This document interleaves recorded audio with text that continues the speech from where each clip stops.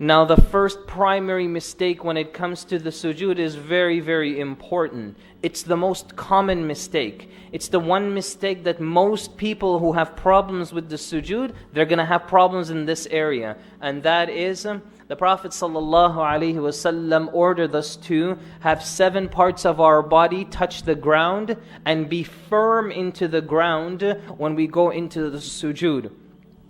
Now this problem here with this mistake is, for some musallin, for some of the people who pray, they don't have all 7 parts actually touching the ground. And we've talked about this before. Now the Prophet ﷺ mentions these 7 parts, we all know what they are. They include the nose. Now with the nose, some of the ulama have a difference of opinion, believe it or not, what is exactly a nose.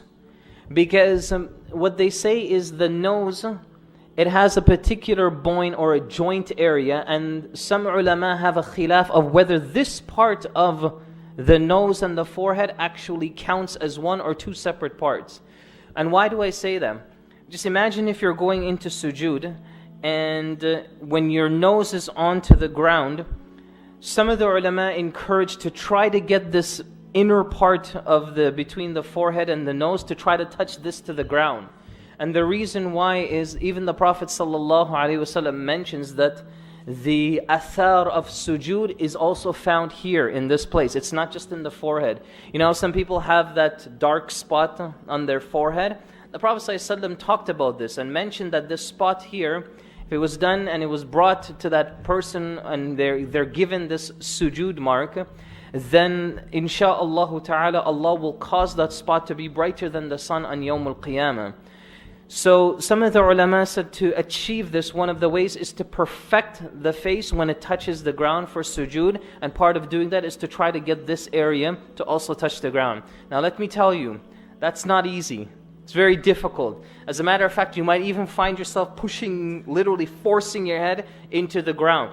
Now you don't want to force your head into the ground, but just apply some pressure that is comfortable at the same time. That's number 1. Then the 2 is the hands. Then 3 is the knees. So what are we at here? We are at 5. And then 6, 7 is the 2 feet. All 7 of these parts of the body have to be firmly placed into the ground. Now there's a couple of issues here. The first issue is, how do you perform a perfect sujood?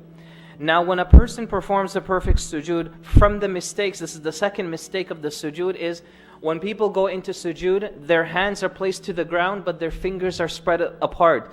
The Prophet ﷺ sunnah of going into sujood is hands or fingers are together. And the reason, the hikmah behind this, of course, is all the fingers face and point towards the qibla.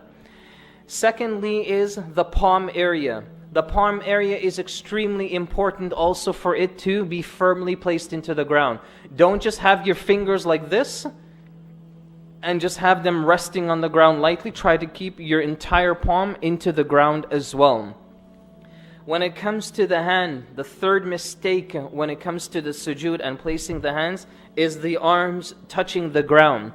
The Prophet ﷺ made a tashbih and said that this here, when you do that, it's like the sitting of the dog. When the dog wants to relax, what does it do? It takes its 2 front paws and lays it down into the ground. And so it does the same thing with its back legs as well. The Prophet ﷺ says, don't imitate the animals like this when it comes into the sujood.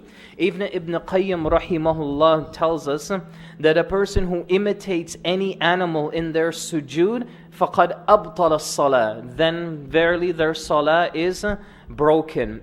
So you have to be very careful of how the sujood looks. Even some of the ulama said, don't make your sujood resemble like the curls of the snake. What does that mean? Some people, when they go into sujood, their nature in sujood is that their body is, how can I say this? It's not consistent. In other words, their body looks very messy when they're in the sujood. So you'll have like one of their feet pointing this way, another feet pointing that way. One hand is straight, the other hand is probably this. It's just a lot of careless little detail that they miss out with the sujood. And scholars, they say this is very similar to how a snake will sit and relax itself.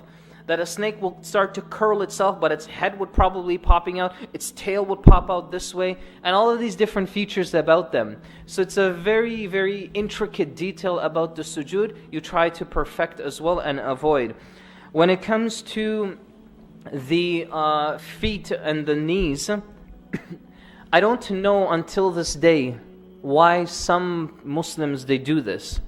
But some Muslims, and I'm sure some of us here we've probably seen this, that some Muslims when they go into the sujood, they'll raise their feet off the ground. I don't know what that's for. I don't know if they're just airing their toes or what it is, but they'll just raise their feet off the ground. I've even seen like people who play with their feet at the same time. You know, I've even seen some people scratching their feet, lose one feet and scratch the other feet, and do all of that while you're in sujood. Remember, brothers and sisters, that being in sujood, you're the closest to Allah Azza wa Jal. Imagine if you are the closest to your Rabb, and this is the nature you meet Him in. It's really, really a very, very careless manner to be in front of Allah Azza wa Jal in this particular state. And this is why I've always said that people today, especially in Salah, do a lot of crazy things. A lot of things that were unheard of. I mean, sometimes when I try to research some of the things that I've seen people do, I can't find them in any of the old books.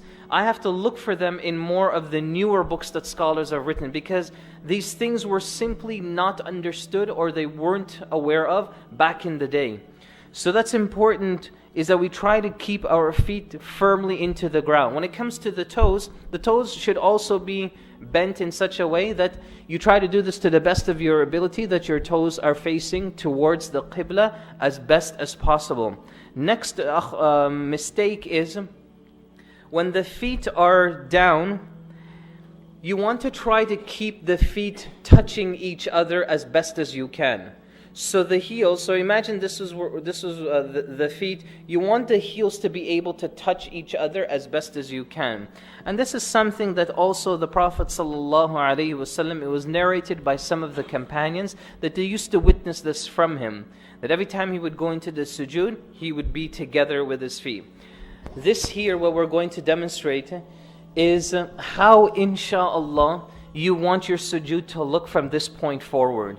Every single time. It doesn't matter if it's a nafil or a sunnah prayer or a fard prayer, it doesn't matter. You want to try to make sure that every single moment now from this point forward, try to perfect your sujood this way as best as possible.